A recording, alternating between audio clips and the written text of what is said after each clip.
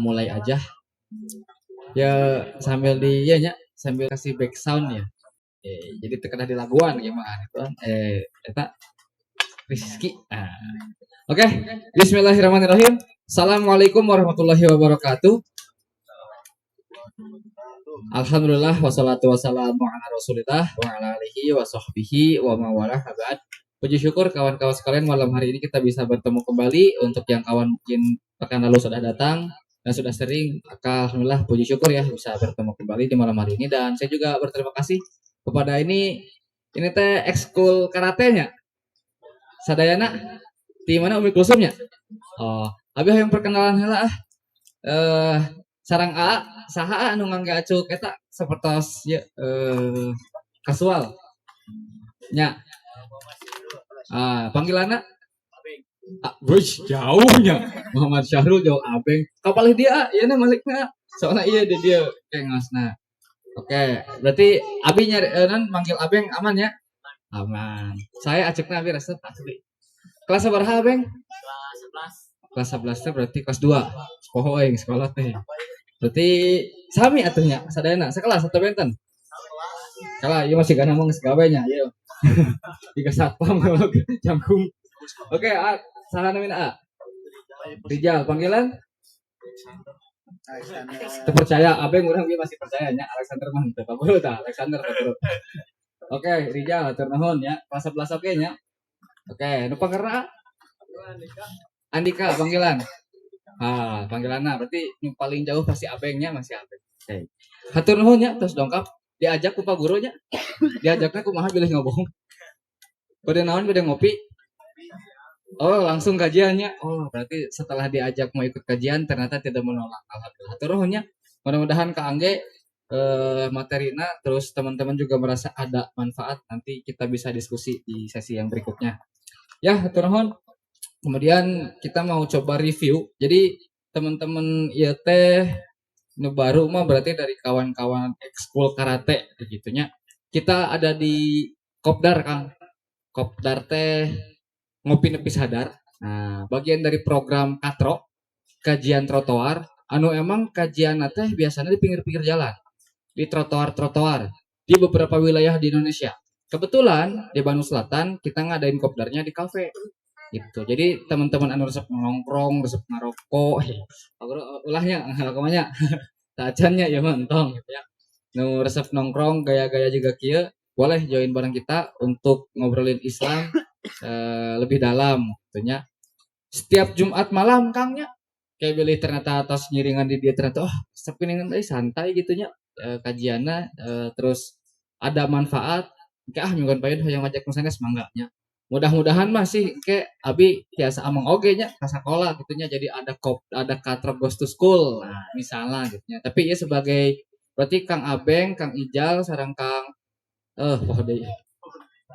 Andika. Oh, jadi inget Ben banyak Kang Andika. Engke mun tos nonton tos ngiringan ieu engke tiasa promosi. Oh, gini kan kieu Kopdar Katro teh gitu nya. Mun ka angge lajeng mun teu teu naon teh dongkap deui. Kitu nya hatur nuhun. Kita oge abi Kakang Solihin, Kakang Krisna utamina ka Pak Guru anu tos ngajak ieu marorang kalihna gitu nya. Kangge dongkap pungi ayeuna. Jadi malam hari ini teman-teman kita sudah sampai di Kopdar yang ke-28. Jadi kita tes sudah menggelar kopdar di Kagisik itu kurang lebih 28 pekan. Jadi geus aya 28 materi. Tiap pekan aya materi. Tah pekan kamarinya aya masih ingat materi naon? 27 berarti Muslim masuk Islam. Tuh, judulna oge Muslim masuk Islam. Kabayang teu nu kumaha? Muslim tapi masuk Islam. Nah, minggu ayeuna judulnya geus aneh deui wae. Bakar jembatan. Kumaha bakar jembatan? Cek pemateri lagi. Naon maksudnya bakar jembatan? Nah, nanti kita akan bahas. Jadi di beberapa pekan lalu kita sudah sampai membahas bahwa kita ini muslim yang wajib belajar Islam. Kita ini muslim yang wajib menggunakan Islam sebagai jalan hidup. Terus pembahasan terkait ahkamul khamsah, hukum syara gitunya, anu wajib, mubah, sunnah, makruh, halal. Kemudian malam hari ini kita akan membahas materi lanjutan sebetulnya dari materi-materi sebelumnya yang pada intinya nanti akan ada pendalaman. Nah, di sini kita ketemu tagline nih. Bakar jembatan dari sekedar mengetahui menuju berani memutuskan. Jadi persepsinya kemarin itu teman-teman sudah mendapatkan banyak informasi, sudah mendapatkan banyak maklumat atau informasi awal terkait Islam dan lain sebagainya. Bahkan kemarin terakhir pisan mah ngomongkan pemisahan agama dengan kehidupan. Jadi cenah ngomongkan agama teh di Islam di Masjid Hungkul, ulah di pagawean mah, ulah di sekolah mah, komo di karate mah, ulah ngomongkan Islam. Islam hanya ada di masjid. Nah ternyata pembahasan itu kemarin dibahas di dalam kopdar. Intinya naon ternyata ngomongkan Islam mah di mana wae, termasuk ini di kafe. Di kafe oke baik ngomongkan Islam. Nah ini kumaha non lanjutanna di kopdar 28 terkait judul bakar jembatan maka akan disampaikan langsung oleh Kang Tia. Waktu dan tempat dipersilahkan.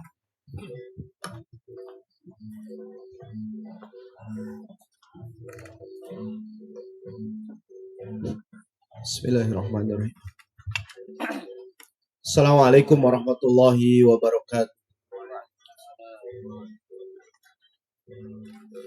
Innal hamdalillah nahmaduhu wa nasta'inuhu wa nastaghfiruh wa na'udzu billahi min shururi anfusina wa min sayyiati a'malina may yahdihillahu fala mudhillalah wa may yudlil fala hadiyalah. Asyhadu an la ilaha illallah wahdahu la syarika lah wa asyhadu anna Muhammadan abduhu wa rasuluhu alladzi la nabiyya wa la rasula ba'da. Ya ayyuhal hadirun ursini nafsi wa iyyakum bittaqwallah faqad fazal muttaqun. Allahumma shalli wa sallim wa barik ala Muhammad wa ala ali Muhammad rabbi shrah li sadri wa yassir li amri wa hlul 'uqdatam min lisani yafqahu qawli. Qala lahu ta'ala fi kitabihil karim a'udzu billahi minasyaitonir rajim. Ya ayyuhalladzina amanu lima taquluna lima taf'alun kabura maqtan indallahi an taqulu ma la taf'alun. Alhamdulillah segala puji hanya milik Allah atas segala limpahan karunia-Nya kita bisa bertemu kembali di malam hari ini di kopdar yang ke-28. Insya Allah di tempat yang dimuliakan oleh Allah Subhanahu wa taala. Di waktu yang penuh dengan keberkahan kita bisa berkumpul kembali.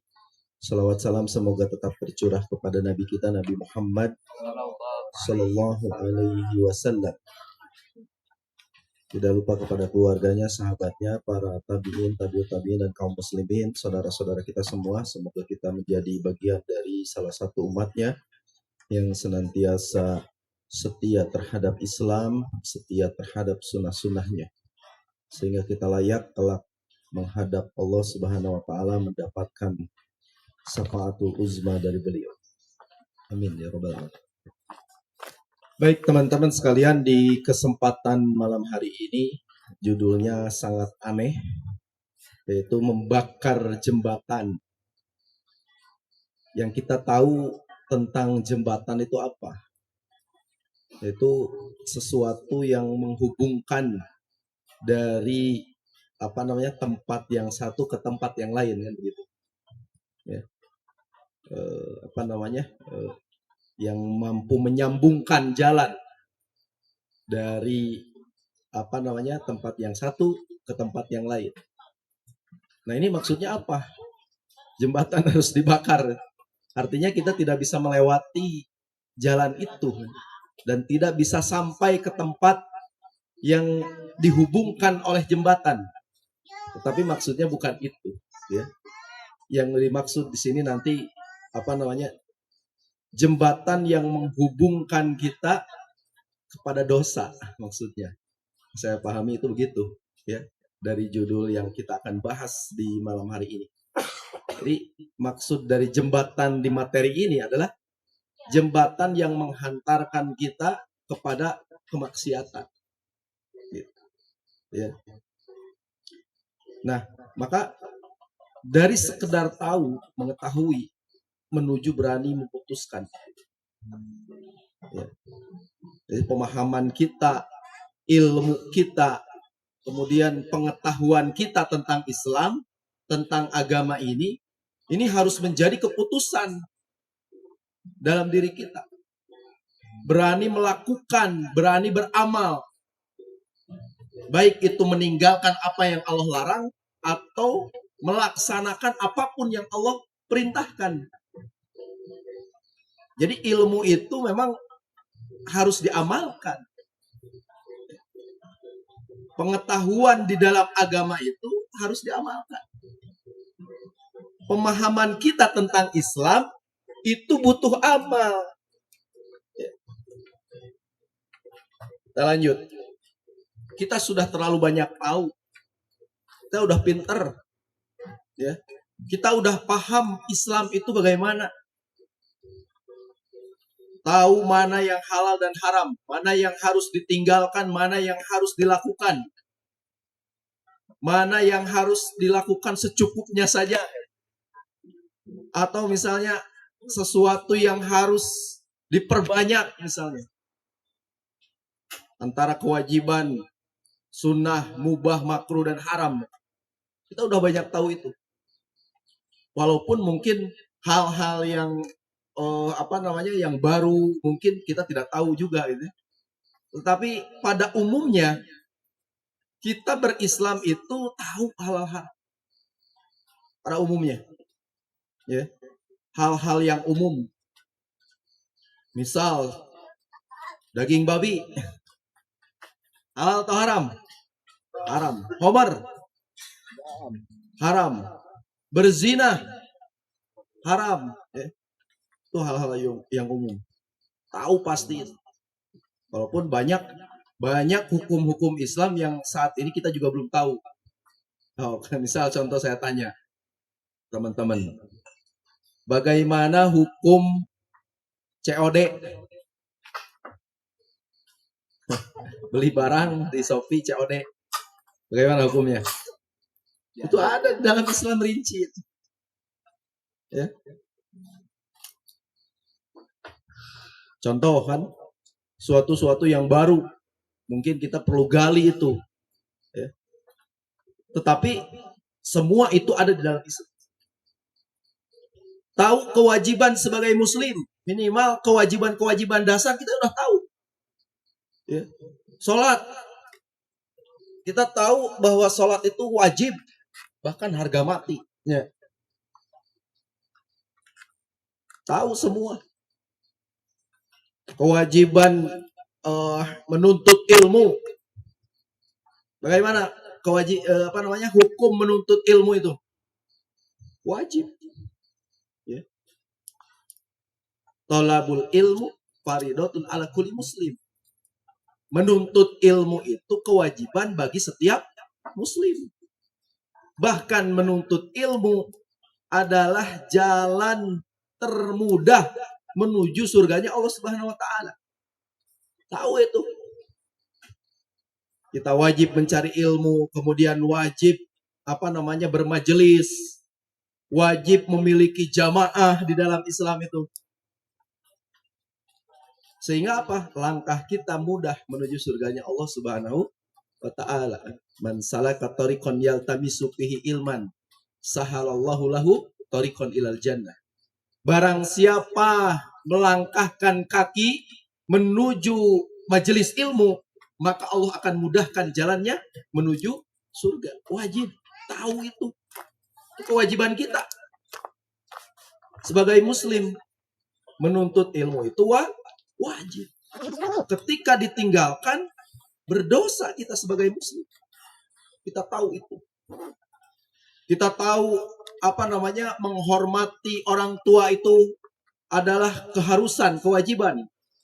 Durhaka kepada orang tua itu adalah maksiat, dosa besar. Hanya sekedar bilang saja kan dalam Islam itu nggak boleh. Apalagi popolotot, kakolot. Nggak boleh. Kita tahu itu. Tahu agama nggak bisa dipisah dari kehidupan dan tongkrongan. Kita sudah bahas panjang lebar di minggu kemarin, ya, bahwa Islam tidak bisa dipisahkan dari apapun, dari kehidupan, dari muamalah, dari bisnis, dari rumah tangga, apapun kehidupan kita itu, kita tidak boleh terpisah dari ajaran Islam. Karena Islam bukan agama yang terpisah dari kehidupan. Tahu itu. Di dalam Islam itu ada aturan Serinci mungkin di dalam apapun, dalam hal apapun ada. Minum, ini hal yang sederhana. Ya, saya minum dulu. Bismillah. Hanya sekedar minum. Di dalam Islam itu ada aturannya. Hati-hati. Jangan pakai tangan kiri. Hati-hati jangan minum sambil berdiri. Ya. Aturan dalam Islam. Adabnya ada. Karena Islam itu adalah agama yang sempurna. Mengatur seluruh aspek kehidupan. Kita tahu itu. Ya, kita udah bahas panjang lebar bagaimana pengaruh sekularisme hari ini mempengaruhi kaum muslimin sehingga amalnya itu tidak sesuai dengan Islam. Kemudian kita tahu bahwa hawa nafsu itu bukan standar kebenaran. Keinginan kita, nafsu kita melakukan sesuatu itu bukan standar kebenaran. Nu penting mengenah kan itu. Nu penting nyaman, nu penting enjoy, nu penting happy, kuma aing. Kan nggak bisa gitu. Kebenaran itu tidak bisa distandarisasi oleh hawa nafsu. Nggak bisa. Ya. Bahkan hawa nafsu kita harus tunduk kepada Islam. Harus tunduk kepada wahyu yang diturunkan kepada Rasul. Ya. La yu'minuna ahadukum, kata Nabi. Tidak sempurna iman di antara kalian hatta hawahu yakunu tibaan lima jitu bihi. Sampai hawa nafsunya tunduk kepada apa yang aku bawa. Wayahna. Kita punya keinginan, kita punya nafsu. Kalau berbenturan dengan wahyu, wayahna nafsu kudu tunduk. Ya. Kadang-kadang kan begitu. Keinginan kita, nafsu kita itu berbenturan dengan wahyu yang diturunkan oleh Allah kepada Nabi. Seseorang yang beriman pasti nafsunya itu tunduk kepada wahyu. Kita tahu itu. Ya. Nah, persoalannya sekarang bukan apakah kita belum pernah dengar, tapi apakah pengetahuan itu sudah melahirkan keputusan. Kita banyak tahu, kita banyak dengar dari sana sini gitu ya, tentang Islam, tentang halal haram, tentang kewajiban muslim, tentang beragama itu harus bagaimana, tentang hawa nafsu bagaimana. Tetapi ilmu itu, pengetahuan itu, apakah sudah melahirkan keputusan? Kita tahu sesuatu yang dilarang. Ya, kita tahu sesuatu yang diperintahkan oleh Allah. Apakah sudah menjadi keputusan meninggalkan apa yang Allah larang atau melaksanakan apa yang telah Allah wajibkan? Ini jadi pertanyaan. Bahkan apakah sudah jadi amal? Bukan hanya sekedar keputusan. Karena hanya untuk memutuskan itu gampang. Ya, gampang sekali. Ya. Memutuskan kemudian mengamalkan. Seharusnya. Ya. Kita memutuskan sesuatu sesuai dengan wahyu. Kemudian mengamalkan sesuatu itu, keputusan itu yang sesuai dengan wahyu itu menjadi amal. Begitu seharusnya seorang muslim. Kata Allah Subhanahu wa ta'ala, wahai orang-orang yang beriman, mengapa kamu mengatakan sesuatu yang tidak kamu kerjakan? Ya ayyuhalladzina amanu lima taquluna ma la taf'alun. Kata Allah, wahai orang-orang yang beriman, mengapa kamu mengatakan sesuatu yang tidak kamu kerjakan? Jadi banyak ngomong, kita tahu ini halal, kita tahu ini haram, kita tahu ini dilarang, kita tahu ini diwajibkan, tetapi tidak dilaksanakan. Bahkan di ayat selanjutnya, kabura maqtan indallah an taqulu ma la taf'alun. Kebencian Allah yang sangat, murka Allah. Kepada siapa? Kepada orang-orang yang mengatakan saya tahu ini itu, saya tahu ini halal, saya tahu ini haram, saya tahu ini wajib, saya tahu ini dilarang, tetapi tidak diamalkan. Kabura maqtan. dimurkai oleh Allah Subhanahu wa ta'ala. Pengetahuannya tidak menjadi keputusan, pengetahuannya tidak jadi amal, ilmunya tidak jadi amal. Kabura maqtan indallahi an taqulu ma la taf'al. Benci. Allah sangat membenci. Sodakoh para ustaz. Kadang-kadang ustaz juga kena. Sodakoh ustaz sok sodakoh tara ustaz menerima sodakoh. Nggak boleh. Ya, contohan gitu namanya. Dia sangat dibenci oleh Allah. Nah awas, ayat ini bukan otomatis menuduh yang masih berdosa itu munafik. Bukan. Wah, maksiat, munafik. Enggak. Ya. Ini peringatan keras. Karena yang berdosa belum tentu kenapa tidak disebut munafik? Karena mungkin belum tahu ilmunya. Wah, siapa maksiat wae datang ngaji itu aja. Nah, orang yang sudah ngaji, orang yang sudah datang kajian gitu ya, orang rajin ke masjid gitu ya, kemudian tetap melakukan di circle yang sama, melakukan dosa. Nah, itu yang munafik. Tetapi ayat ini peringatan keras, jangan sampai kita cuma koleksi pemahaman tapi nol putusan. Pinter. Ya. Ilmu agamanya itu numpuk tapi nggak jadi amal. Jangan sampai seperti itu. Saya tahu itu. Saya tahu sejarah Islam misalnya. Saya tahu halal haram dan sebagainya. Tapi tidak jadi amal. Nah, ini peringatan keras dari Allah Subhanahu wa ta'ala. Murka Allah itu kepada orang-orang pintar, ya, pada orang-orang yang berilmu tapi tidak mengamalkan ilmunya. Banyak ngomong, bahkan banyak ngomong, mengatakan sesuatu yang tidak dikerjakan. Ya, cigah mandor wae nya. Pasang itu. Atau calo ya. Soreang Bandung calon teh ini. Ya gitu. Ya. Nah, di dalam Islam itu nggak boleh.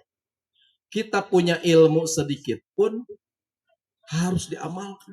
Bahkan ilmu itu walaupun satu ayat sampaikan. Walau baligu minal ayat. Sampaikanlah dariku walaupun satu ayat. Jadi punya ilmu satu ayat pun wajib diamalkan, wajib didakwahkan. Bayangkan. Kita udah tahu ilmu udah numpuk. Ya. Numpuk ilmu. Kernawan. Numpuk harta pun buat apa kan? Ini ilmu yang dihargai oleh Allah Subhanahu wa ta'ala. Bahkan derajat seseorang itu ditinggikan karena ilmunya. Yarfa'illahil ladina amanu minkum. Utul ilma darajah. Allah itu meninggikan beberapa derajat di antara kalian orang-orang yang punya ilmu. Tetapi dimurkai oleh Allah karena ilmunya, bisa jadi. Ada orang itu ditinggikan derajatnya oleh Allah karena ilmunya. Tetapi ada orang juga dimurkai oleh Allah karena ilmunya. Beda antara orang yang ditinggikan derajatnya dengan orang yang dimurkai oleh Allah karena ilmunya. Orang yang ditinggikan derajat karena ilmunya itu karena ilmunya diamalkan. Tetapi ada orang yang dimurkai oleh Allah Subhanahu wa ta'ala karena ilmunya tidak diamalkan. Begitu murka Allah Subhanahu wa ta'ala. Ya. Kepada orang-orang yang banyak ilmunya tetapi tidak mau mengamalkan. Nih, wabil khusus juga ini sebetulnya ayat itu kena kepada para ulama hari ini sebenarnya. Ya. Kurang apa coba para ulama para ulama hari ini, pemahaman tentang Islam, hafalan Qur'annya, hafalan hadisnya, tetapi misalnya ketika berbicara penegakan syariat Islam misalnya, Keula. Nah, ini kena sebenarnya. Bukan tidak tahu ilmu, seorang yang berzina harus dikisos misalnya. Kan nggak tahu. Bagaimana orang yang mencuri harus potong tangannya. Ini terjaman begal, tadi hadiah 50 juta. Bisa gelut yang begal. Para ulama itu bukan nggak tahu. Mohon maaf, saya bukan maksud untuk merendahkan para ulama-ulama kita, bukan. Tetapi saya ingin mengingatkan juga mereka. Ilmunya itu jangan sampai, ilmunya itu mendatangkan murka dari Allah. Ya. So, ketika ditanya, Ustadz tahu ayat perintah mengkisos misalnya bagi pembunuh, bagi para begal yang membunuh, atau merajam bagi para pezina, atau memotong tangan bagi para pencuri? Nah, tahu betul pasti. Bagaimana itu amalnya itu? Bahkan sampai tidak punya keinginan untuk mengamalkan ayat itu. Wah, ini celaka. Bahaya. Nah, kita walaupun nggak tahu ayatnya, minimal kita jadi pemahaman, wah ini harus diamalkan. Gitu kan? Begitu. Tetapi ini peringatan keras. Jangan sampai koleksi ilmu kitabnya numpuk. Saya bukan sul adab juga ya. Ke guru saya pernah kitab-kitabnya itu numpuk ya. Tapi saya bilang tegakkan syariat Islam. Wah, rewasun. Kiai kenapa gitu kan? Hanya koleksi kitab, koleksi pemahaman, koleksi ilmu, tetapi untuk menghantarkan kepada amal, ruas, banyak pertimbangan dan sebagainya. Ini kena. Jadi bukan hanya kita ternyata. Kita apa sih? Para ulama di luar sana, wah kena juga itu. Ini peringatan keras. Jangan sampai ilmunya itu tidak diamalkan maksudnya. Sesuatu perkataannya itu tentang ilmu tidak diamalkan. Kabur maktan. Murka Allah Subhanahu wa taala. Ya. Kenapa jadi kehalangan gini? Tidak semua masalah selesai dengan kajian baru. Ya. Ada masalah ikut kajian baru. Tanyakan. Tetapi alasan palsu. Akar masalah asli itu, gue udah tahu itu salah, tapi gue masih pengen nahan itu di hidup. Ini jadi alasan palsu. Ya, akar masalah aslinya begini. Ya, nahan sesuatu yang sudah diketahui.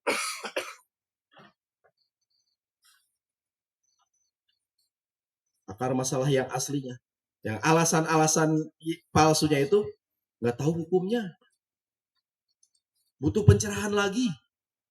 Padahal yang sebenarnya sudah tahu tapi nahan-nahan. Jadi kadang kita tidak butuh ilmu baru. Kita cuma butuh keberanian untuk melepas.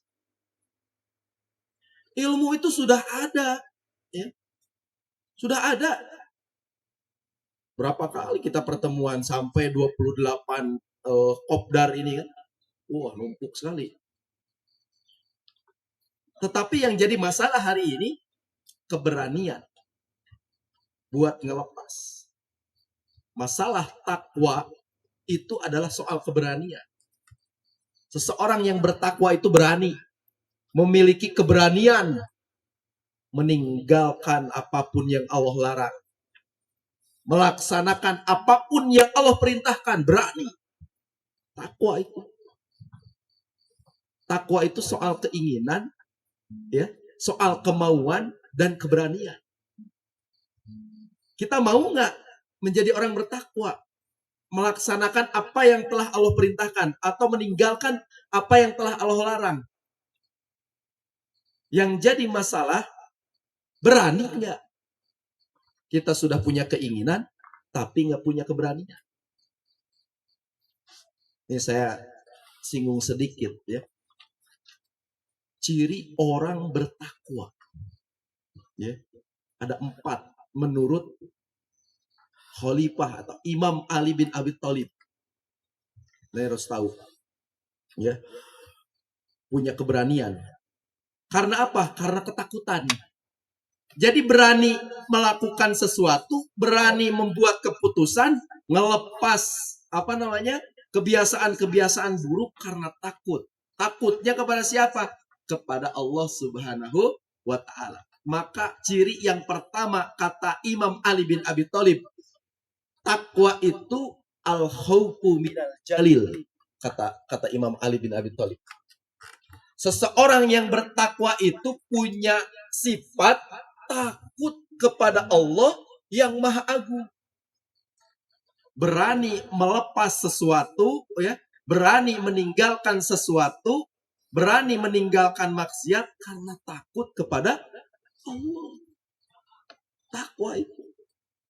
Orang yang bertakwa itu takut kepada Allah. Makanya punya keberanian. Di sisi lain punya ketakutan yang sangat besar kepada Allah. Di sisi lain punya keberanian untuk memutuskan sesuatu. Memutuskan sesuatu sesuai dengan wahyu. Takwa. Al-khaufu minal jalil. Yang kedua, seseorang yang bertakwa itu wal amalu bitanzil. Orang yang bertakwa itu amalnya akan sesuai dengan apa wahyu yang Allah turunkan. Amalnya itu bukan dari hawa nafsunya. Tetapi amalnya itu sesuai dengan apa yang Allah turunkan, wahyu Al-Quran. Wal amalu bitanzil. Kalau amalnya tidak sesuai dengan Quran, berani meninggalkan. Begitu. Kalau amalnya tidak sesuai dengan wahyu yang Allah turunkan, berani melepas. Itu orang bertakwa, ciri orang bertakwa. Walaupun nyawa, harta, dan sebagainya dikorbankan, berani. Ya. Harus punya keberanian. Itu orang bertakwa. Kemudian yang ketiga, ya, ciri orang yang bertakwa itu al-istidadu liyaumi rahil. Mempersiapkan dirinya itu untuk apa? Untuk hari akhirat. Jadi perbuatannya itu akan selalu disiapkan untuk apa? Bekal di akhir. Sebanyak-banyaknya bekal. Amalnya itu amal soleh yang disiapkan itu untuk menghadapi hari akhirat. Itu orang bertakwa. Yang memiliki ketakutan tapi memiliki keberanian juga. Itu. Karena keberanian memutuskan sesuatu itu karena ketakutan kepada Allah. Gitu. Al-istidadu liyaumi rahil. Hidupnya itu akan mati-matian disiapkan untuk apa? Untuk bekal. Bekal menghadapi Allah Subhanahu wa taala. Hisabnya Allah Subhanahu wa taala. Nih, kita ya. Ini contoh. Kalau kita mau pergi ke kopdar, bawa bekal itu secukupnya atau semuanya akan dibawa dari rumah. Misal baju bawa selemari ke kopdar, kan nggak mungkin.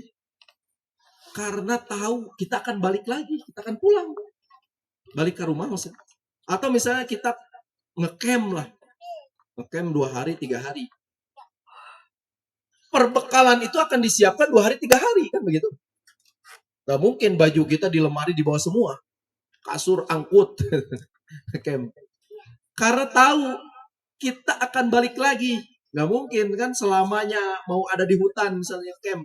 Gak ada. Tetapi untuk masalah akhirat, kita tahu kita nggak akan balik lagi. Maka persiapannya, bekalnya akan sebanyak-banyaknya dibawa. Itu orang bertakwa, berani, punya keberanian. Dunia ditinggalkan. Apa sih dunia? Yang terakhir, yang keempat, Ciri orang yang bertakwa itu adalah al-qanaatu birrahil. Mencukupkan diri, bahkan bersyukur. Merasa cukup dengan rizki yang sedikit. Rizki yang sedikitnya itu menghantarkan kepada amal soleh justru. Karena nggak sedikit. Sekarang banyak orang banyak uang, banyak harta, tetapi tidak menghantarkan kepada mendekat kepada Allah. Hanya. Tapi orang bertakwa, hartanya sedikit itu mampu dan berani sampai mendekat kepada Allah. Orang bertakwa punya keberanian, di sisi lain juga punya ketakutan. Takutnya kepada Allah yang Maha Agung dan beraninya melepas sesuatu, ya, meninggalkan sesuatu karena Allah. Begitu.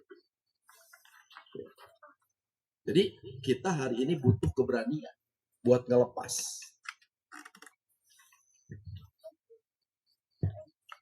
Jatuh versus menetap. Allah memuji mereka yang berbuat salah. Ingat, Allah tidak meneruskan perbuatan dosa itu sedang mereka mengetahui. Ya. Itu Allah justru memuji. Orang itu salah. Jadi kita jangan pernah menghakimi orang yang banyak maksiat. Hati-hati. Justru bisa jadi Allah itu memuji mereka karena taubatnya. Ya. Melakukan kesalahan tetapi ingat Allah. Ya Allah. Beda dengan orang yang terus nyaman dengan maksiat. Justru itu yang Allah benci. Ya. Jatuh kelemahan manusiawi. Kita jatuh ke dalam maksiat, ke dalam dosa manusiawi. Karena kita bukan malaikat yang tidak akan pernah luput dari kesalahan. Gak akan pernah luput. Ya. Kita bukan malaikat. Tetapi kita berusaha menuju kepada kesempurnaan. Berusaha menjadi pribadi yang lebih baik. Berusaha menjadi orang yang memiliki kepribadian Islam. Nah, beda dengan orang yang menetap, mengetahui itu salah, tapi sengaja ngebangun tongkrongan dan rutinitas di atasnya. Nah, ini yang Allah benci. Ya, udah tahu salah, udah tahu dosa, tapi masih dibangun itu tongkrongan, rutinitasnya itu masih dilakukan. Beda dengan orang yang jatuh ke dalam dosa, ke dalam maksiat, tetapi ingat Allah. Jatuh dalam dosa itu wajar. Ya, karena kita bukan malaikat. Ya, mungkin saja hilap kita itu melakukan dosa itu tidak sengaja atau bahkan yang disengaja. Ya, karena bukan malaikat. Tidak pernah, ya, kata Nabi, anak Adam, maksudnya kita, ya, manusia hari ini, yang tidak luput dari dosa, dari kesalahan. Kecuali Rasul yang maksum, terjaga dari dosa. Ya, bahkan Rasul itu ketika masih remaja, ya, belum diangkat jadi Nabi dan Rasul, melihat maksiat itu pingsan Rasul itu. Pingsan. Orang, lamun ningali maksiat, coba apa? Yang ditinggali. Ya. Tetapi menetap dengan sadar itu bahaya. Cicing we dina bahaya. Masih menetap di dalam kebinasaan. Gak mau berani, gak berani pindah. Nah, ini yang berbahaya. Ibarat rumah kita itu kebakaran, tapi orang cicing wae di jero. Ya, bayangkan, bahaya nggak? Bahaya. Lebar eta duit di jero kaduruk. Orang mereka dikekepan wae duit. Kan bahaya kan begitu.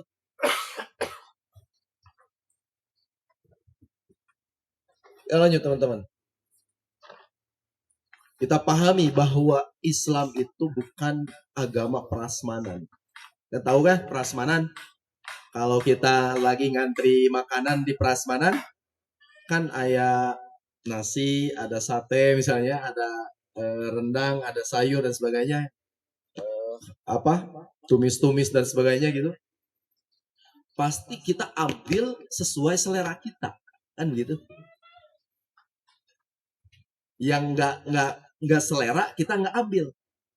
Nah, Islam sebagai agama yang sempurna bukan untuk prasmanan. Pilih-pilih, acak corak, cek bahasa orang legok kangser mah. Nggak boleh. Ya. Karena kata Allah Subhanahu wa taala, ya ayyuhalladzina amanu khulu bisilmi kafah. Wahai orang-orang yang beriman, masuklah kalian ke dalam Islam, amalkanlah oleh kalian Islam secara kafah. Kalau kita nggak mengamalkan Islam secara kafah, berarti kita wala tatabi'u khutuwati syaiton. Tatabi'u syaiton berarti. Kalau nggak mengamalkan Islam secara total, artinya kita telah mengikuti langkah setan. Begitu. Ini hati-hati, pilihan cuma dua. Mengamalkan Islam secara kafah atau mengikuti langkah-langkah setan. Jangan prasmanan. Berarti kalau orang yang memilih-milih ajaran Islam, mengikuti langkah-langkah setan. Jadi antum bisa aja masih punya dosa dan kelemahan. Termasuk saya. Ya. Tidak akan pernah luput dari dosa dan kesalahan. Wah, kiai, ustadz, wah pasti soleh. Nggak bisa gitu. Di luaran sana, siapa yang tahu kalau saya bermaksiat? Ya, teman-teman di sini. Saking cintanya Allah, saking rahmannya Allah kepada saya, Allah tutup aib saya. Ya. Jadi bisa aja kita masih banyak dosa dan kelemahan. Bahkan kata Imam Ibnu Mubarak, kalau dosa itu mengeluarkan bau, saya itu udah bau busuk katanya. Itu seorang ulama, coba bayangkan. Apalagi kita. Lamun dosa orang ngeluarkan bau, wah iya geus ongkek. Ku dosa saya oke.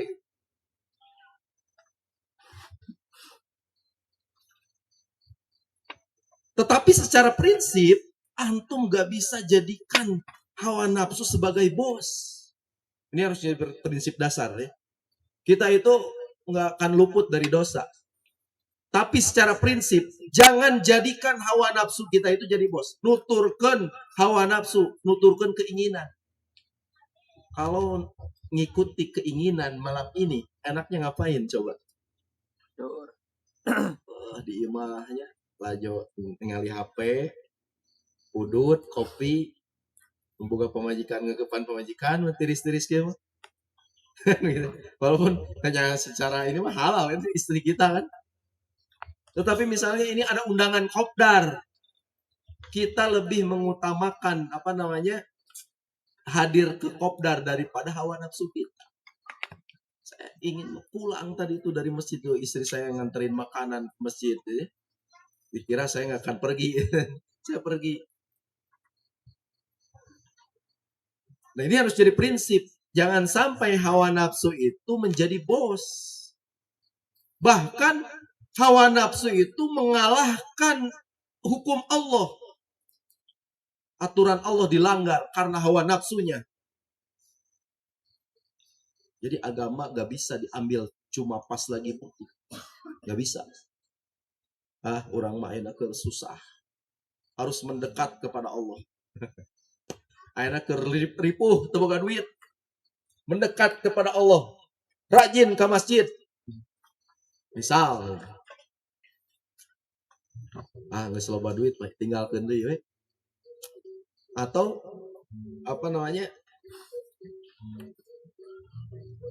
yang pas, cocok sama selera.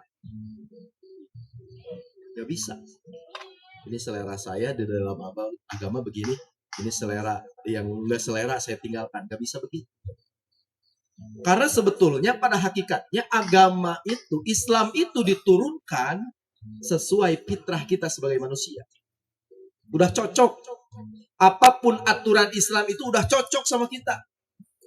Kitanya aja yang nggak nyocok-nyocokin. Ya, orang we numbung nyocok-nyocokin. Padahal Allah itu maha tahu kebutuhan manusia. Menurunkan Islam itu sempurna. Sesuai fitrah kita. Allah berikan 3 naluri kepada kita. Disesuaikan oleh Allah. Aturannya ada. Naluri beragama misalnya. Gorizatut tadayun. Ya, di dalam Islam itu ada yang namanya gorizah tadayun. Naluri beragama. Bagaimana Allah turunkan, memberikan anugerah naluri itu? Allah berikan akal kita.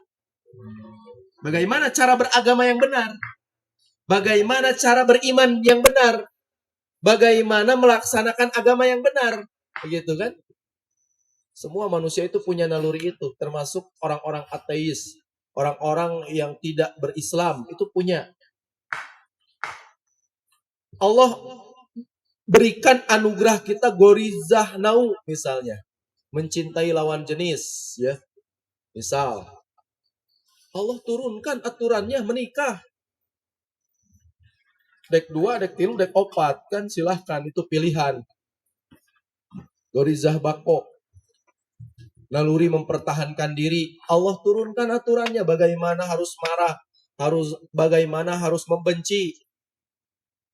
Kan begitu. Udah cocok ini Islam itu. Islam itu diturunkan oleh Allah itu udah cocok sama manusia. Bahkan udah cocok sama apa? Sama alam semesta ini udah cocok.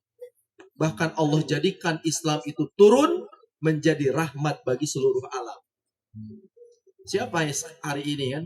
Semua makhluk di dunia ini merasakan rahmat dari Allah Subhanahu wa taala karena diutusnya Rasul.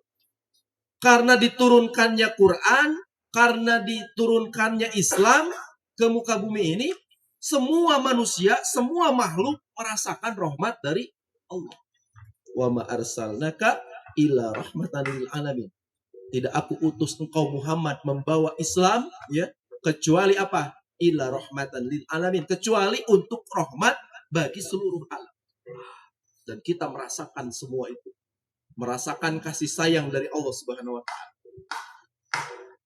Jadi Islam itu udah cocok. Kita yang enggak nyocok-nyocokin diri, gitu. Hakikatnya Islam itu udah cocok dengan kita. Meninggalkan apa yang Allah larang itu fitrah buat kita. Melaksanakan kewajiban dari Allah itu fitrah bagi kita. Kita nggak bisa keluar dari fitrah seharusnya. Jadi kalau prasmanan keluar dari fitrah. Kalau berislam itu jadi prasmanan, mengambil yang cocok dengan kita, itu tidak sesuai fitrah. Ya. Ajaran Islam, ya, pada hakikatnya itu kan fitrah, rahmat bagi kita. Kadang kitanya, hawa nafsu kita biasanya, ya, hawa nafsu kita yang menjadikan berbenturan dengan wahyu itu. Padahal udah cocok. Kalau cocok, insya Allah kita jadi orang yang orang yang paling bahagia sebetulnya. Kalau kita melaksanakan Islam karena sesuai fitrah kita. Saya yakin orang yang meninggalkan Islam itu fitrahnya itu nggak bahagia. Hakikatnya nggak bahagia. Orang yang melanggar Islam nggak bahagia. Banyak duit oke, bahagia. So, ya, di luaran sana para pejabat korupsinya sampai triliunan, bahagia nggak? Enggak. Karena nggak sesuai dengan ajaran Islam, nggak sesuai dengan fitrah dia. Ya. Wah, iya mah, bukan selera saya. Nggak bisa begitu dalam Islam. Nah, teman-teman sekalian, Kita udah bahas sekularisme ya. Fasludin Anil Hayat. Bagaimana agama itu jadi terpisah dari kehidupan. Kenapa bisa seperti itu? Kita sudah bahas sejarahnya di pekan lalu ya. Sekularisme itu bagaimana. Nah, di jalanan ini yang rentan memang. Menjadi tongkrongan yang terpisah dari agama. Ini nggak boleh. Kita dimanapun, apapun yang kita lakukan, ya, apapun yang kita lakukan, aktivitas apapun tidak boleh lepas dari aturan Islam, tidak boleh lepas dari keputusan Allah Subhanahu Wa Taala. Kita harus mengait-ngaitkan itu. Nah, ini yang disebut ibadah goer mahdoh itu begitu. Di dalam aktivitas apapun kita mentaati keputusan Allah. Di jalanan, nggak boleh. Ini ada Bang Ojol lagi, ada sekularisme. Bagaimana? Contoh misalnya, saya mohon maaf ya kalau menyinggung gitu. Karek datang atau Bagaimana menarik perempuan di dalam Islam? Itu ada aturannya ya. Oh iya aman. Aman, Makanan makanan aja. Mantap. Kadang sekularisme jalanan dibawa. Para ojol itu banyak muslim ya. Tapi dia nggak tahu bagaimana hukum narik penumpang perempuan. Nggak tahu saya. Sekularisme. Karena nggak dibawa Islamnya ke jalanan. Karena pegawaiannya Islamnya itu dibawa. Sehingga ketidaktahuan mungkin karena pemahaman Islamnya nggak dibawa. Islam kewe ngaji di masjid. Iya mah bagian ngojek. Nggak bisa begitu Islam. Harus dibawa semua aturan agama itu. Maka kalau ketetapan Allah itu menjadi pilihan, dipilih maksudnya jadi prasmanan, terpantas kata Allah seseorang dikatakan muslim, dikatakan mukmin, orang-orang yang beriman, gak pantas disebut begitu ya. Tidak pantas bagi mukmin jika Allah dan Rasulnya sudah menetapkan sesuatu, mereka mencari pilihan yang lain. Saya memilih keputusan hawa nafsu saya begini, menurut saya nggak bisa. Nah, antara ego dan aturan Allah, ya, kita harus kalah. Ego kita itu harus kalah. Kita memanusiakan manusia sebagai manusia, menjadikan manusia jadi manusia beneran. Ya. Karena apa? Menyesuaikan dengan aturan Allah. Fitrah kita. Nah, masalah utama bukan sekedar kita maksiat karena lemah. Masalahnya adalah ketika antum nolak hukum Allah pakai alasan, ini kan urusan gue pribadi. Nah, ini masalah. Ya. Hukum Allah itu dibenturkan dengan keputusan pribadi. Bahkan dibenturkan dengan hawa nafsunya. Ini masalah besarnya. Menolak hukum Allah, kemudian nuturkan hawa nafsunya, mengikuti hawa nafsunya. Tidak beriman orang itu. Bahkan kata Allah tidak pantas. Terpantas disebut mukmin. Jalma anu kitu. Ya. Ada pilihan di luar hukum Allah, lebih memilih yang lain. Dan banyak alasan. Hati-hati. Nah, jembatan itu adalah pintu kembali. Circle toxic. Ya. Akun medsos, tempat nongkrong, history chat, gengsi.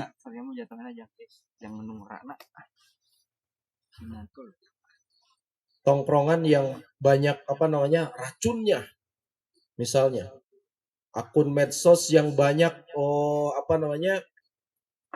maksiat-maksiatnya, tempat nongkrong apalagi gitu, misalnya. Dan gengsi dilalui. Nah, ini jadi jembatan antara kita dengan maksiat. dituturkan sampai ke maksiat itu. Jadi di sini maksudnya tadi jembatan itu jembatan yang menghantarkan kepada maksiat. Maka kita harus berani bakar jembatan itu. Kenapa antum balik ke lubang yang sama? Karena antum biarin jembatannya tetap utuh. Bahkan bukan hanya utuh, dirawat. Ini yang paling bahaya. Jembatan yang menghantarkan kepada maksiatnya itu dirawat. Dialus-alus. Kalau dirawat itu kan makin kokoh kan? Gitu. Jembatan dia nggak rusak ya. Yona apa namanya? Besina ganti ku besi nu gede. Semakin kokoh. Jembatannya itu dibuat semakin kokoh dan tetap utuh. Padahal itu adalah jembatan yang menghantarkan kepada kemaksiatan. Maka kita harus berani putus koneksinya. Apapun yang menghantarkan kepada maksiat, tutup. Ini inti ya, poin inti dari kajian kita malam hari ini. Apapun koneksi yang menghantarkan kepada maksiat itu harus ditutup dan harus diputuskan. Jangan sampai dirawat. Gitu. Allah Subhanahu wa Ta'ala ya, melarang zina, ya, mengharamkan zina. Coba apa yang Allah katakan? Wala taqrabu zina. Jangan dekat-dekat. Mendekatinya saja sudah nggak boleh kata Allah. Ini mengobati apa namanya? Bukan mencegah itu kan lebih baik daripada mengobati. Allah udah cegah duluan. Sekarang koneksi untuk mendekat kepada zina ya, itu didekati. Para pemuda ini biasanya hati-hati. Banyak gaul dengan perempuan yang bukan mahram. Ngobrol hanya sekedar WA pun kan begitu.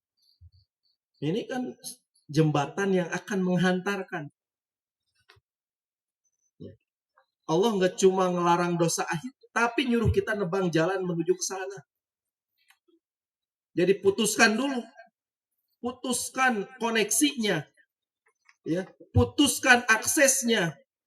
Ya, untuk menuju ke arah maksiat, putuskan dulu. Wasilah yang menghantar kepada keharaman, tinggalkan. Hati-hati. Karena wasilah yang menghantarkan kepada keharaman pun haram. Al-wasilatul haram, haram.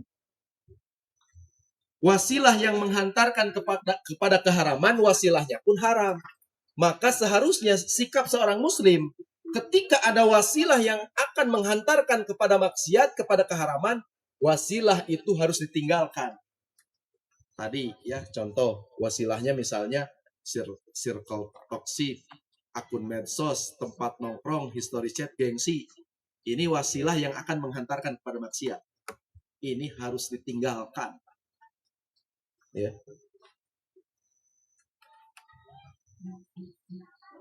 Jadi kalau antum tahu jalan itu selalu dibawa ke balik dosa, ngapain? Masih dilewati jalan itu. Bahkan jalannya diperbagus, dirawat. Putus aksesnya, putus koneksinya, tinggalkan. Ya, sesuatu yang menghantarkan kepada maksiat, sesuatu yang menghantarkan kepada keharaman. Selamat kalau begitu. Lebih menghindar dulu, ya, lebih mencegah dulu. Kalau mengobati emang susah, kita cegah dulu. Ya. Nah, awas salah paham. Ya. Jadi bukan berarti jadi ekstrim, putusin silaturahmi. Ya, sama kumpulan keluarga aing kemaksiat wae aing mau aing misalnya mau deket-deket aing keluarga aing maksiat wae. Saya juga sama sebenarnya. Keluarga saya itu ketika hajatan ponakan menikah gitu ya, ngundang saya apa namanya ceramah nikahnya, siangnya ada dangdutan. Gimana ini? Munggung saya misalnya. Saya tetap hadir. Nggak putus silaturahmi, nggak ekstrim juga gitu. membabi buta kepada keluarga misalnya, wah si keluarga teh maksiat wae, tinggalkan, diputus koneksinya dengan keluarga, nggak bisa, nggak, bukan begitu. Atau ngerasa paling suci, aing nu bener mah, gitu. Tetapi adalah memutus dengan tegas jalan, kontak, tempat atau alasan secara nyata selalu jadi trigger buat maksiat. Jalannya diputus dulu, kontaknya diputus dulu, tempatnya itu harus, itu yang menjadi trigger untuk buat maksiat itu harus diputus, harus ditinggalkan, ya. Tetapi untuk memutusin silaturahmi enggak, silaturahmi tetap jalan. Tapi akses-akses yang menghantarkan kepada dosa, kepada maksiat itu harus diputus. Bukan kita harus mutusin silaturahmi, bukan.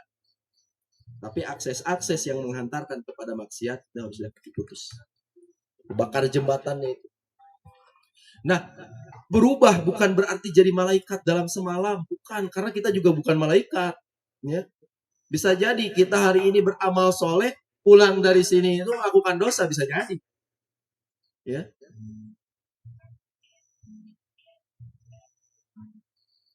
Tetapi membakar jembatan bukan jaminan.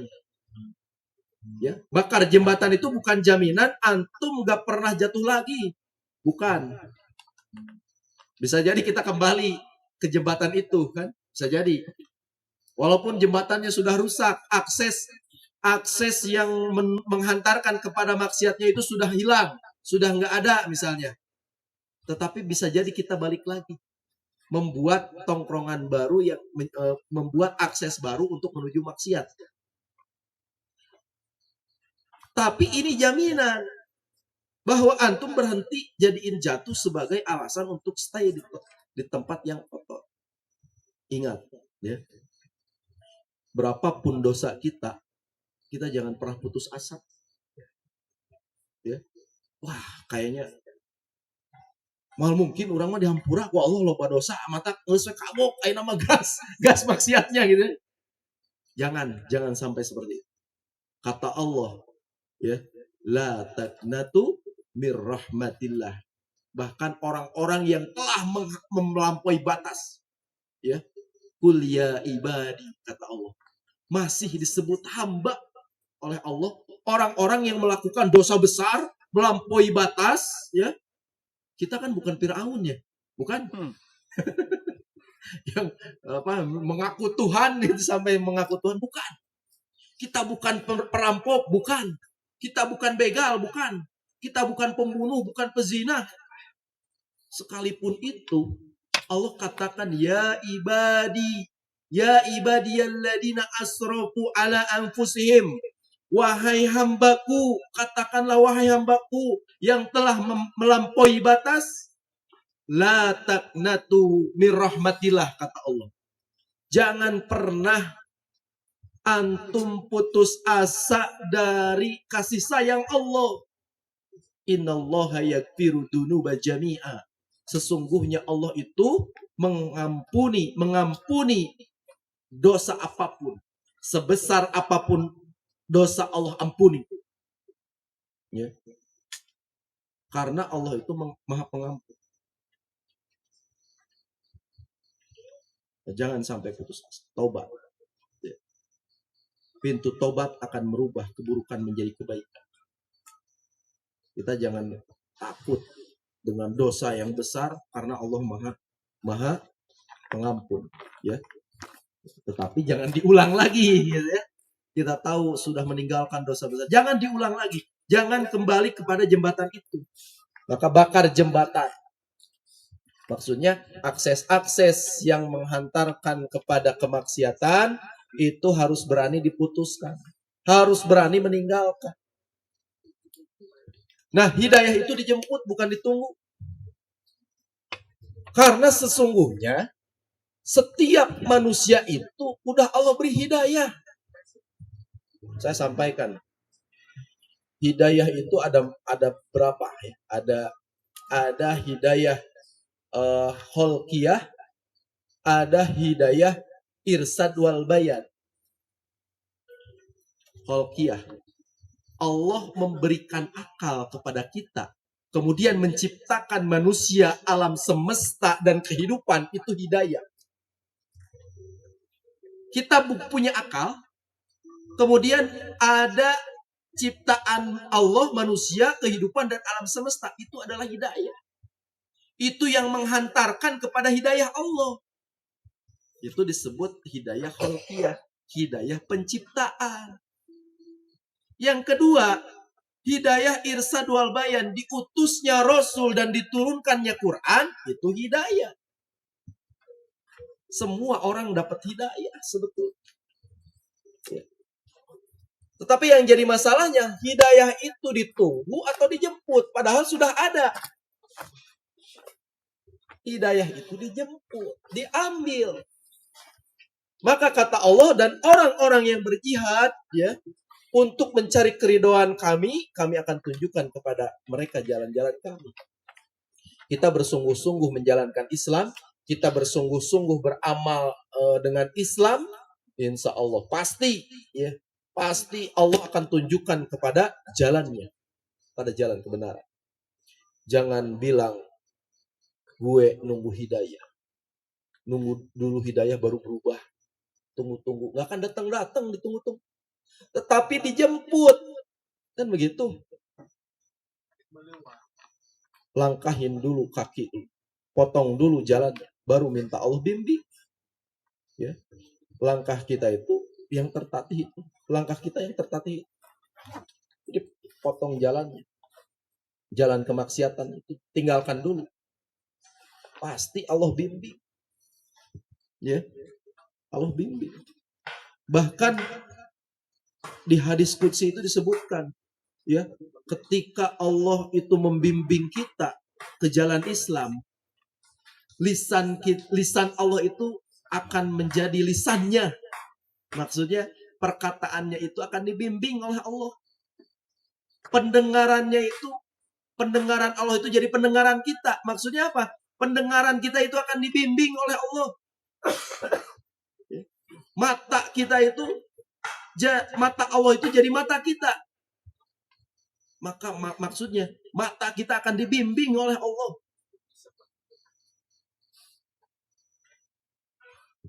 Selanjutnya, kita sudah tahu soal hukum Allah.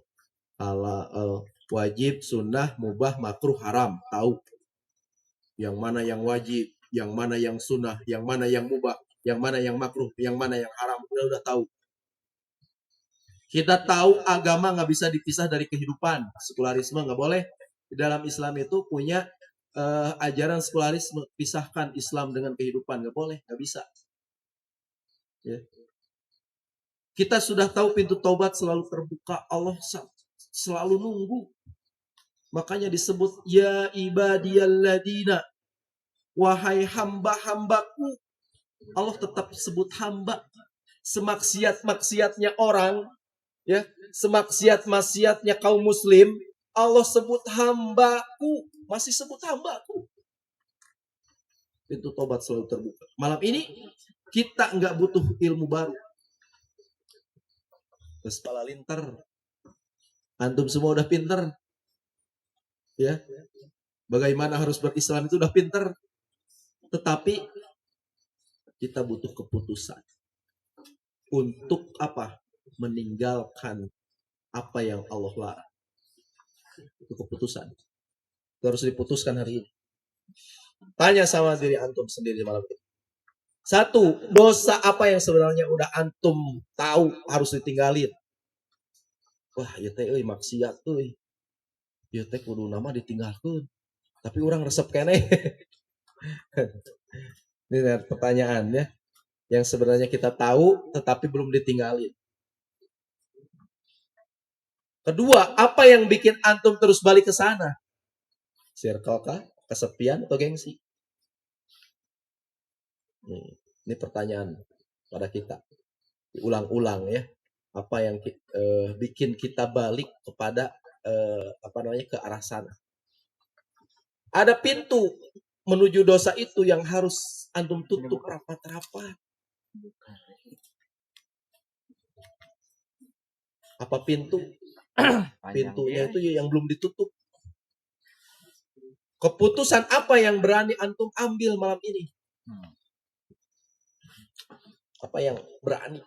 Yang harus kita berani mengambil keputusan itu. Terakhir, bakar jembatan.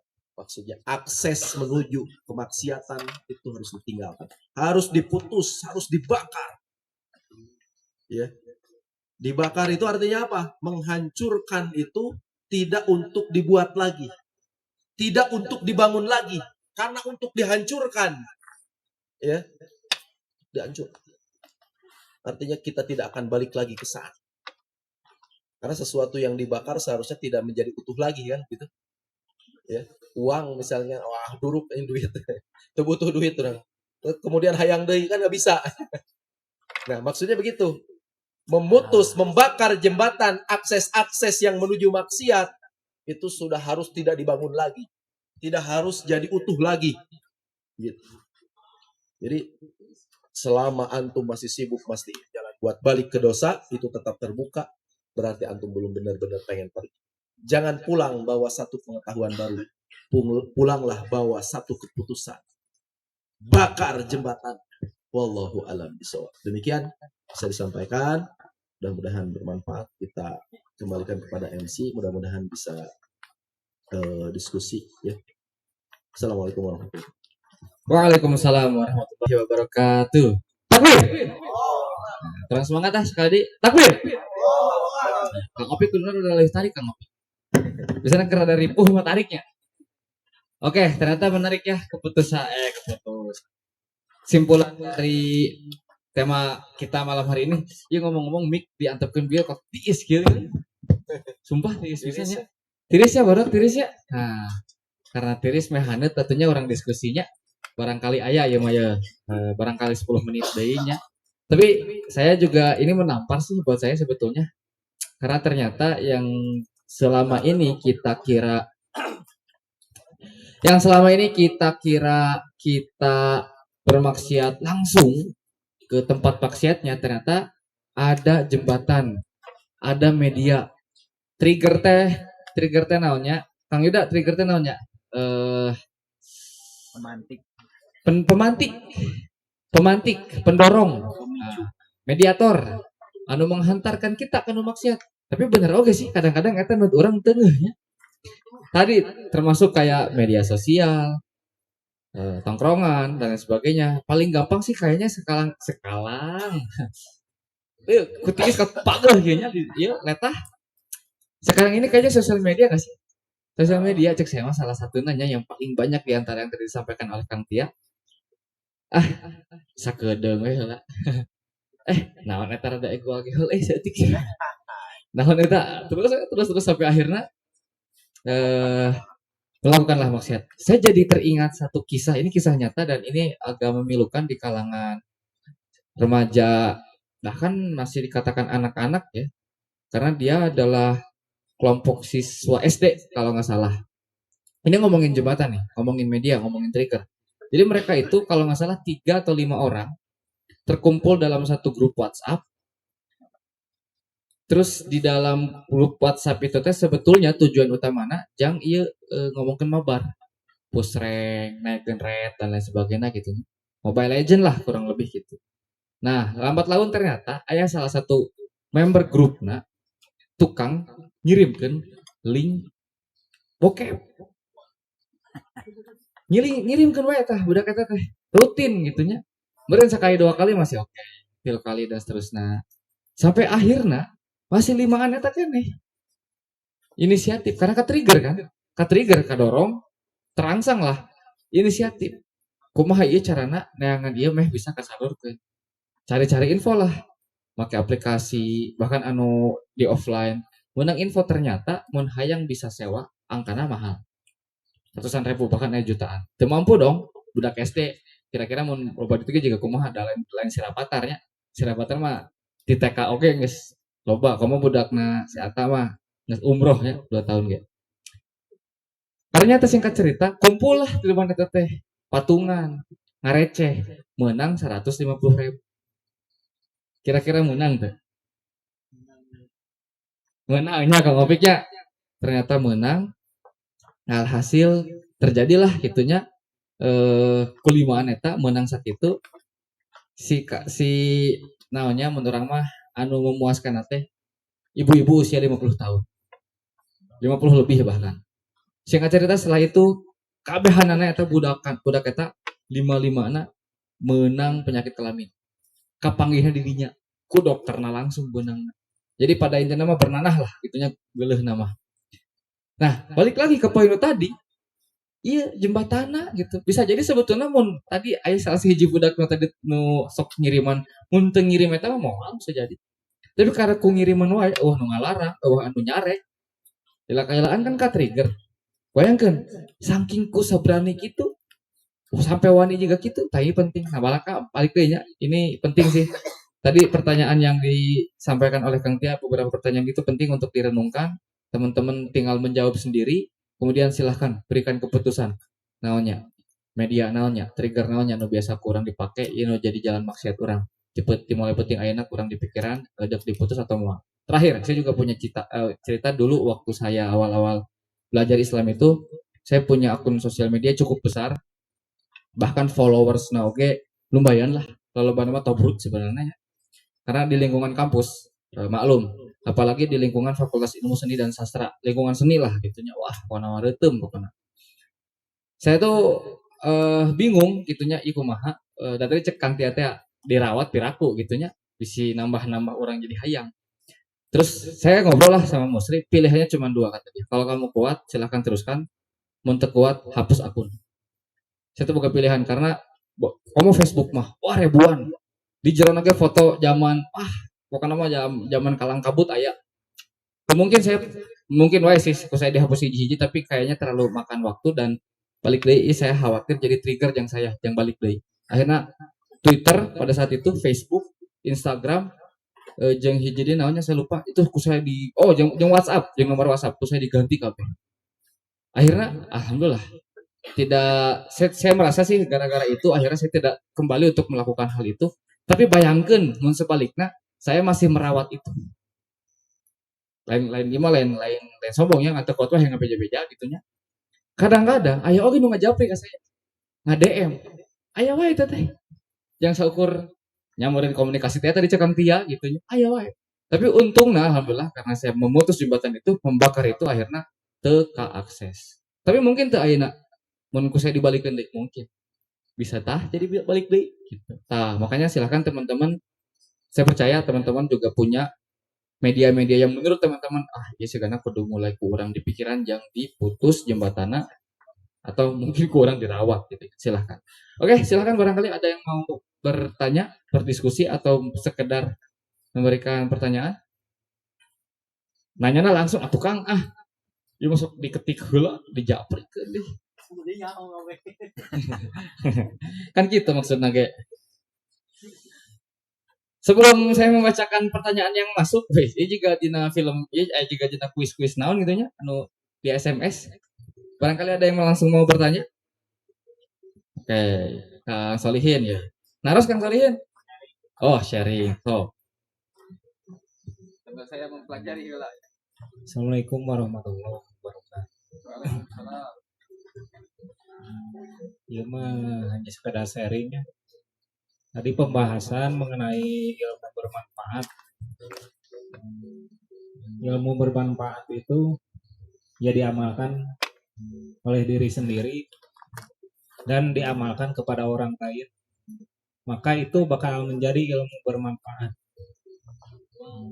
Nah, di dalam surat Al-Baqarah ayat 159, orang yang menyembunyikan kebenaran atau orang yang ditanya sama saja terus menyembunyikan juga, maka di akhirat kelak lehernya itu bakal diikat. Jadi logikanya ilmu bermanfaat itu ibaratkan ketika kita banyak uang lalu si uang itu tidak dipakai sama sekali. Jadi logikanya manfaatnya di mana? Dan saya ukur disimpan uang dipakai henteu dia disodakokeun henteu. Jadi layakna ilmu bermanfaat itu ketika diamalkan oleh sendiri dan diamalkan kepada orang lain. Assalamualaikum warahmatullahi wabarakatuh. Waalaikumsalam. Ilmu yang bermanfaat adalah ilmu yang dimanfaatkan oleh diri sendiri dan memberi kemanfaatan kepada orang lain. Oke, terima kasih Kang Solihin. Ada yang mau nanya langsung? Kalau tidak ada, saya coba bacakan pertanyaan yang masuk melalui pesan pada saya, gitu ya. Yang saya tidak tahu ini orangnya siapa. Anonim. Tapi ya jero euy, tanya ya bukan ditanggapi dengan nih sungguh-sungguh. Ulah lo lihat kayak itu jadi ngiluan kan. Eta trigger eta teh. Bener teh. Saya adalah seorang hamba yang terus berusaha mencoba untuk berubah. Banyak sekali godaan-godaan untuk kembali ke kebatilan. Maksudnya maksiat berenya. Dan saya beberapa kali balik lagi ke sana ketika iman saya mulai goyah untuk tetap istiqomah dalam ketaatan. Dan itu terus berulang, bukan tanpa alasan. Terkadang cobaan yang Allah berikan, terutama keadaan ekonomi, sering menjadi saya kembali ke jalan yang salah. Maka tolong berikan saya satu nasihat dan tips untuk bisa merawat keimanan saya, supaya saya bisa istiqomah terus di jalan Allah. Terima kasih. Ini menarik ya. Bisa disebutkan nggak spesifik jembatan yang menghantarkan kepada balik laginya itu apa? Ini perihal ekonomi katanya. Ekonomi. Ya. Mungkin jadi ya bener tukang ngejualan aset negara. Oh, sana apa kan? Ya kadang memang kalau berbicara ekonomi hari ini memang sulit ya. Lamun dek ngadu kasusah mah saya mau eleh. Pasti menang ya. Nah, anu baradaknya sarusak. Lamun dek ngadu kasusah saya mau eleh. Jadi memang ketakwaan itu sebetulnya yang harus menjadi pegangan. Sesulit apapun ekonomi, ya, kalau balik lagi memilih jalan yang nggak benar, jalan maksiat, itu akan terus kembali. Tetapi ketakwaan, kita harus yakin bahwa ketakwaan adalah jalan menghantarkan kepada solusi, kepada solusi yang kita butuhkan. Jadi Allah itu akan hadirkan solusi yang benar-benar kita butuhkan. Justru jalan maksiat itu bukan solusi yang kita butuhkan, bukan. Saya katakan tadi bahwa bahwa ketaatan kepada Allah itu adalah keharusan dan fitrah bagi kita. Karena Allah turunkan aturan itu fitrah bagi kita menuju kebahagiaan. Nah, jangan sampai kembali ke jalan maksiat karena faktor ekonomi justru akan menghantarkan kita kepada kebinasaan. Binasa sebetulnya hakikatnya itu. Kalau hanya sekedar ekonomi.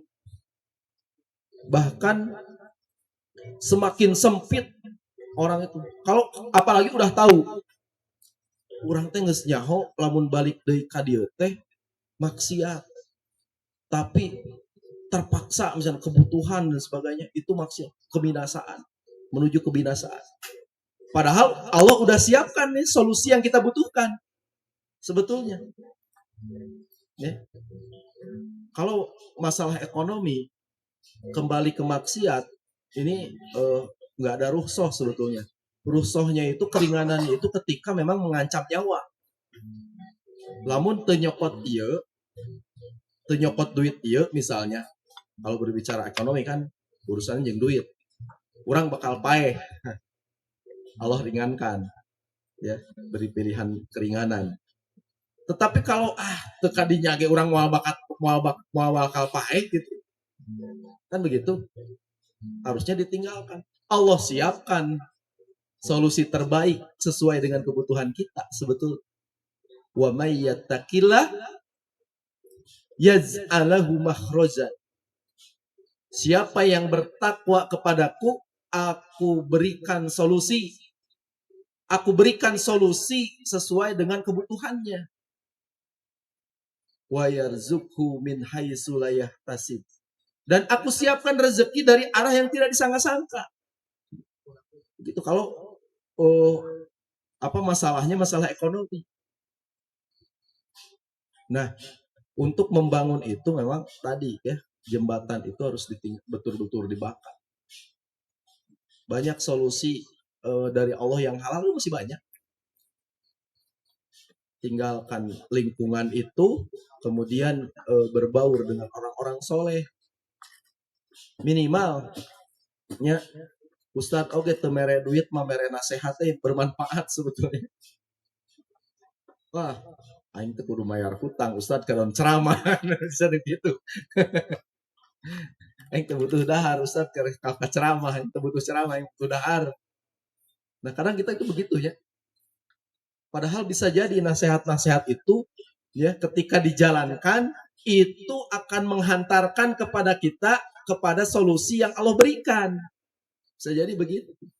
Kadang hawa nafsu ini gurung busu. Gurung busu biasanya memutuskan sesuatu teh. Orang teu sabar. Padahal Allah udah siapkan solusi terbaik bagi kita. Ya. Kalau untuk urusan rezeki ya, Allah sempurnakan rezeki itu buat kita. Ya. Akan sempurna rezeki dari Allah untuk kita itu. Di jalan halal itu akan tetap hirup kurang. Insya Allah. Justru berani mengambil keputusan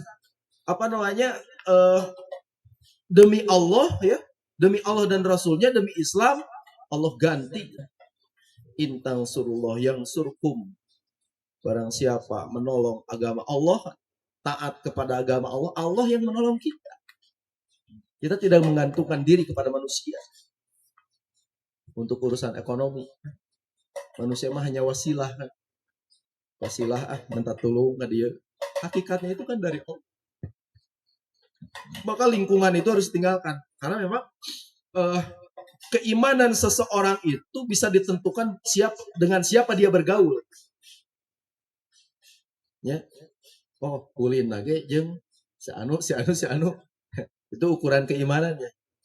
Makanya bergaul dengan orang-orang soleh di lingkungan majelis, insya Allah iman kita itu minimal untuk naik tetap terjaga stabil. Ya. Fitrah buat kita itu bukan fitrahnya.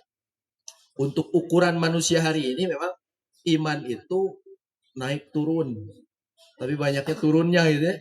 Tapi minimal dengan lingkungan yang ada, lingkungan majelis, lingkungan orang-orang soleh, iman kita itu stabil.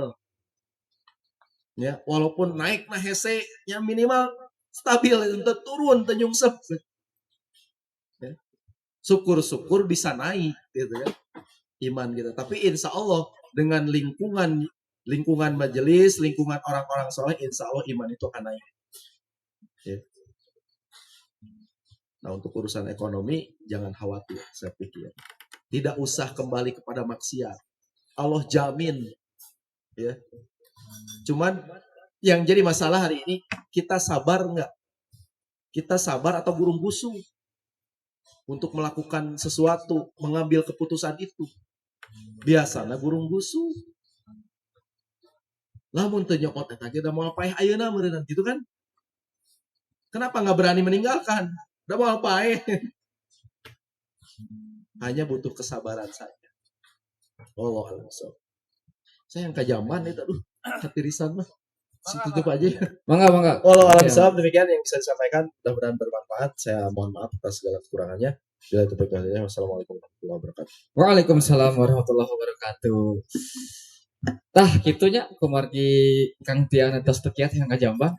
Kajambanan di mana itu? Kajamban racamanya. Oh, ini dia maka berarti kan mulang deui nya. Ketirisan mah ieu nya. Gak apa-apa lah.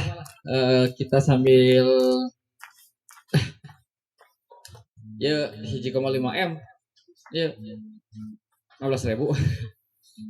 jika kalian pejabat. Tah, gitunya tadi barangkali pertanyaan tadi bisa mewakili meskipun memang pentingnya pertanyaan itu adalah pertanyaan yang cukup detail.